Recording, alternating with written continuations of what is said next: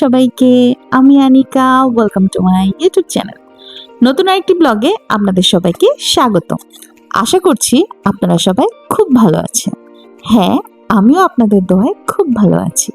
তাহলে চলেন আপনাদের সবাইকে নিয়ে নতুন আরেকটি ব্লগ শুরু করা যাক।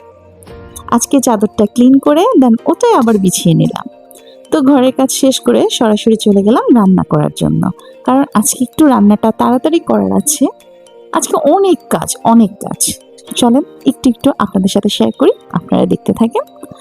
আজকে রান্না করেছিলাম টমেটো দিয়ে একটি ডাল, আর বেগুন ভাজি, আর ছিল রুই মাছ, বিভিন্ন সবজি দিয়ে এগুলোই রান্না ছিল। কিন্তু যেহেতু আমার রান্না করতে অত ভালো লাগে না, তো আমার কাছে মনে হয় এই কয়েকটা রান্নায় আমার জন্য অনেক কিছু। আপনার সাথে কথা বলতে বলতে আমি রান্না করতে চলে আসলাম।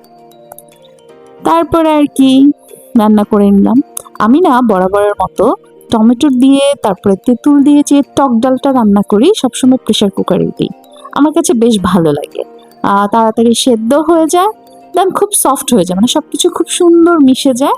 তো খেতে বেশ বেশ মজাই লাগে। আমি প্রায় এই ডালটা রান্না করি। তো কখনো না তেমন করে ভিডিও করা হয় না, তো ভাবলাম আজকে একটু করি। এরপরে সেই বেগুন ভাজার তেলের মধ্যেই ভাবলাম ডালটা ফোড়ন দিয়ে ফেলি, আলাদা করে আবার একটা দেব।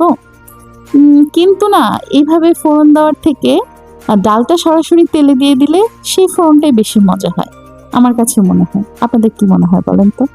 আমি আসলে আপনাদের সাথে যে আমার রান্নার রেসিপি বলবো, আপনারা নিশ্চয়ই আমার থেকে খুব ভালো রান্না করেন, তাই আর তেমন কিছু বলি না।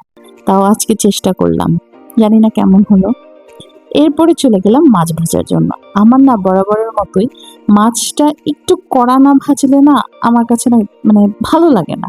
সেটা ইলিশ মাছই হোক, আর যে কোনো ছোট মাছই হোক বা যে কোনো বড় মাছই হোক, আমি না প্রত্যেকটা মাছ ভেজে রান্না করি। আপনারা কিভাবে করেন একটু জানাবেন প্লিজ। তারপরে আর কি আজকে আরেকটা কথা, আজকে পেঁয়াজ ভাজতে ভাজতে একটু বেশি ভাজা হয়ে গেছে।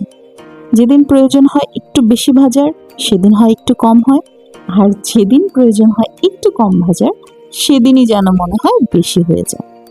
এটা কি আপনাদের সবার সাথে হয়? মনে হয় তো একেবারেই না, এটা আমার সাথে হয়। এরপরে আবার রান্নার মাঝে ভাবলাম কি খাওয়া যায়। তো একটা জুস ছিল বাবুর, সেটা আমি নিজেই খেয়ে নিলাম। বাবুকে বলিও নি, যদিও অর্জুন শুনলে কিছু মনে করবে না, তারপরও ওকে রেখেই আমি খেয়ে ফেললাম। আপনাদের সাথে কথা বলতে বলতে আজকে আমার মাছ রান্নাও শেষ। আর আমার কাছে কি মনে হয় জানেন, রান্নাঘর ক্লিন থাকলে মনে হয় না যে বাসায় আর কোনো কাজ থাকে। তো সবসময় মনে হয় রান্নাঘরটাই মেন ইম্পর্টেন্ট ক্লিন করা। এই তো একদম রেডি, রান্না বাড়া সব কিছু গুছিয়ে রান্নাঘরটা একদম ক্লিন করে চলে গেলাম গোসলে। আর বাকি তো অনেক কাজ থাকে, যদিও সেগুলো কিছুই ভিডিও করি। তো ভাবলাম একটু খাবার খাওয়া ভিডিওটা এটার সাথে অ্যাড করে দিই। তো আসলে মানে ভিডিওটা না মানে সুন্দর করে করা হয় না, হঠাৎ করে ফোনের চার্জ শেষ, তো ভাবলাম যতটুকু আছে অতটুকুই আপনাদের সাথে শেয়ার করি। এরপরে সন্ধ্যার সময় দেখলাম আমার ফিল্টারের কি আর বলবো, ওয়াশার না কি বলে সেটা শেষ। এরপরে আবার সবকিছু চেঞ্জ করলাম। অনেকটা সময় লাগছে আজকে আমার ফিল্টারটা ঠিক করতে, অনেক।